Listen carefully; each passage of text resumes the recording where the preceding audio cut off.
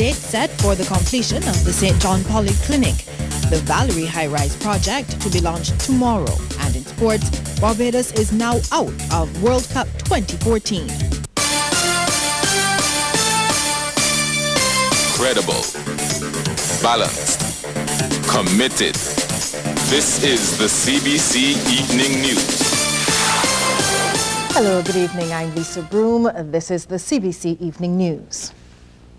Health Minister Donville Innes says the polyclinic in St. John should be completed by September next year and operational the following month. He made the comments following a tour of the facility this afternoon, during which he expressed satisfaction with the work being undertaken by contractors ADC Builder. Peter Thorne reports. Health Minister Donville Innes, Permanent Secretary Ronald Fitt, and Senior Medical Officer responsible for polyclinics, Dr. Elizabeth Ferdinand, toured the St. John Polyclinic this afternoon. They were accompanied by Michael Lashley of ADC Builders and other officials of that company. Mr. Innes expressed satisfaction with the progress of the work, saying construction of the facility should be completed by September 2012. The intention of the government of Barbados to complete this project, or to have it completed by September next year. The funding for the project has been identified, and we will not be constrained in terms of finances and getting this project completed. I also wish to state that the Ministry of Health officers have already started the process of identifying equipment needed for the facility. There's no intention at all of completing this facility and not having it operational immediately thereafter. And hence the list of equipment needed for the St. John Polyclinic is near completion, and we should shortly be going out to get them costed. Mr. Innes added that just over $4.5 million has been spent on the facility since 2008, noting that government is eager to see the project completed. The range of services, of course, would include the usual diagnostic services we offer, the radiology services, X-ray. And once again, we will continue to employ the latest in technology to ensure that there are timely, quick turnaround in terms of services and results that are necessary in a modern healthcare facility. The Health Minister says the facility has been constructed on just under 30,000 square feet of land and will be multi-purpose in nature. The building here is approximately 27,000 square feet of space. And we are not just about providing a concrete structure here.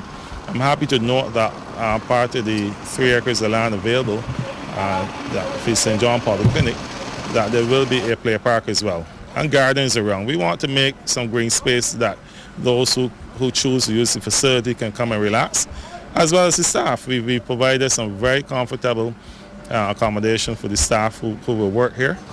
The facility is also designed to be used at night so that the clinical areas can be secured on evenings. And then the other areas such as the gym and the other government offices, the library, the amphitheater, will then be available to the public for use as well. Construction of the St. John Polyclinic restarted in March this year after several years. Peter Thorne, CBC News. Government's $18 million high-rise housing project at Valerie is ahead of schedule and on budget. Sitting on close to 2 acres in the Britons Hill community, it has employed 150 people, some from the Valerie community and neighboring districts. Michelle Arthur tells us the more than 70 units are expected to be completed by June next year. The project at Valerie is the latest housing solution undertaken by the National Housing Corporation. Officials have indicated that Building 1 is expected to be completed by October, Building 2 by December, while the third building, which will include 4 units for the disabled, should be finished by January next year. Assistant Chief Technical Officer at the NHC, Russell Armstrong, says the facility will meet local and international building standards. In this particular building, we have a concept where it is energy efficient. You get to save on your temperature.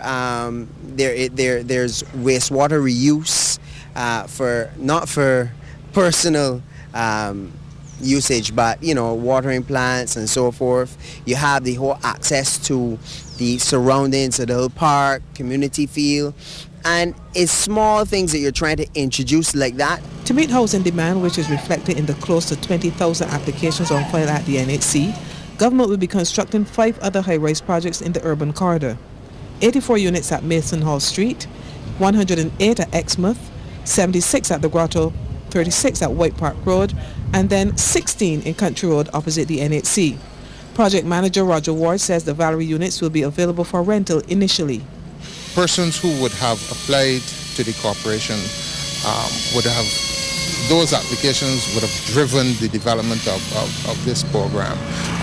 We recognize that there are quite a few people out there who border qualifying for purchase houses. This project will speak to those applicants generally. These, again, the high-rises are as a result of dwindling land space within the urban corridor, and we recognize that the majority of persons who apply to the corporation either for rental or for purchase would either indicate that they require a solution within the urban corridor or live in the urban corridor. So hence the development of these high-rise. Prime Minister Frendel Stewart will officially launch the Valerie project tomorrow at 3 p.m. on the grounds of the Britain's Hill Pavilion. Michelle Arthur, CBC News. And joining us live to talk in more detail about the Valerie project is Minister of Housing, the Honourable Michael Lashley. Welcome, Minister Lashley, and thank you for joining us. Good night to you, Lisa. Good night. It's a pleasure being here. Thanks for being here. Well, let's start talking about the project right away. It's being called a high-rise project, and it's being differentiated from the one in Country Park Towers. What makes Valerie a high-rise project and not Country Park? Well, of course, I must say that at Country Park Towers we have 4 stories. At Valerie, this is a unique building, 6 stories, and I believe that this is the first time that the National Housing Corporation has actually built or engaged in a partnership where a 6-story building is being built for residential purposes. In the story we heard earlier that we know then that there's a high demand for housing in Barbados, and that's one of the reasons why you're going up as opposed to out, because of the lack of space. Indeed. Well, as rightly said by the National Housing official, we have limited land space, particularly in the urban corridor. And this is also, I must say that we have a lot of persons living in the urban corridor who actually live on rented land. And of course, if a landlord goes to the court, assert his rights and actually give notice to the particular person living on the land, then that person is out of a home. And so the state has to intervene. And so projects like these can assist persons that fall into that category. The specifics of this project, as we were talking earlier, you mentioned that there will be something for people with disabilities. Yes, we have a section of the building which should be geared towards physically challenged.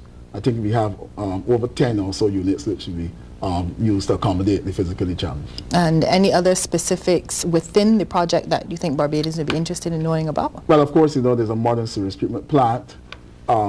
We are looking at creating some green spaces. And overall, we are maximizing the land space. And I believe that it is the way for the future, particularly in the urban corridor and whole part of the urban renewal program and urban high-rise program of this government. Well, let's take a look at some of the other projects that you're working on. The one at Country Park Towers, for instance. What's the response been like to that? Well, the response has been great. I must say at this moment, though, that Country Park Towers is 99% occupied.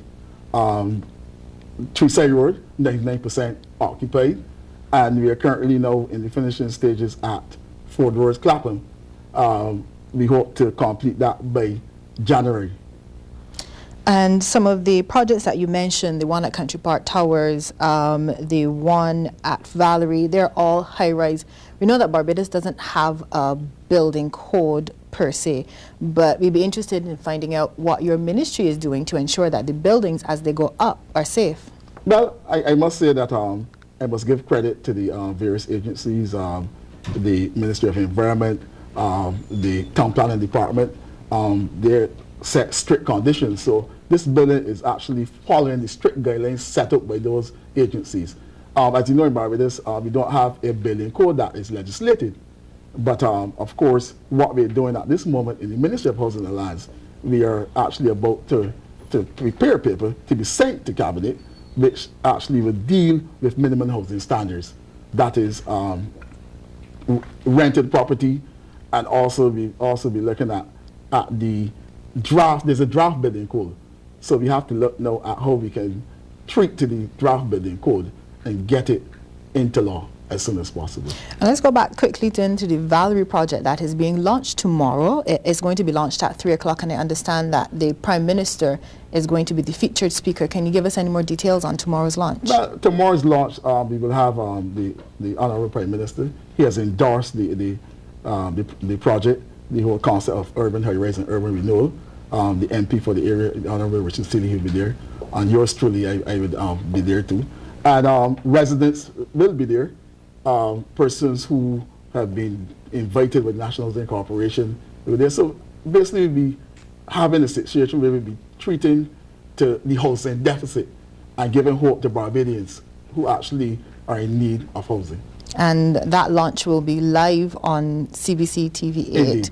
And that's tomorrow at 3 o'clock at Valerie in Brittonsill. Minister Lashley, thank you very much for joining us tonight and giving us an update on the work in your ministry. Thank you very much, Lisa. You're welcome. It's any homeowner's nightmare, but unfortunately, Christine Banfield was not dreaming. She returned home from work late yesterday to find her home at Walker's in St. George collapsing. CBC News understands that mud was being removed from around the house to facilitate further renovations when the house started to move off its foundation. Ms. Banfield, who lives with her daughter and granddaughter, says she'll be staying at her aunt in the meantime. I was at school today, and my daughter called me this evening, and she told me that her uncle told her that the house was coming, the house was falling, it was leaning. So I left school, and after I leave school, I went and got some props and stuff and came here. But when I got here, there wasn't anything that the props could do. It was damaged too bad.